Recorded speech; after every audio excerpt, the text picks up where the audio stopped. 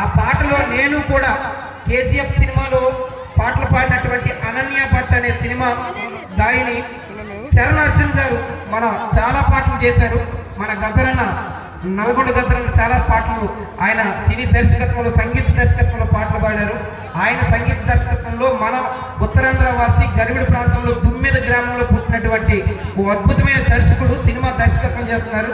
ఆ పాట నిన్న కాక మొన్న రిలీజ్ అయింది, యూట్యూబ్ లో ఉంది. నలజిలకర మొగ్గ అనే పాట పేరుతో ఆ పాట నేను కూడా గొంతు కలిపి పాడడం అనేది చాలా అదృష్టంగా ఈ ఉత్తరాంధ్ర జానపదంలో ఆ పాటతోనే మా టీవీలో రేలా వేదిక ద్వారా మొట్టమొదటిగా పరిచయం అయ్యారు.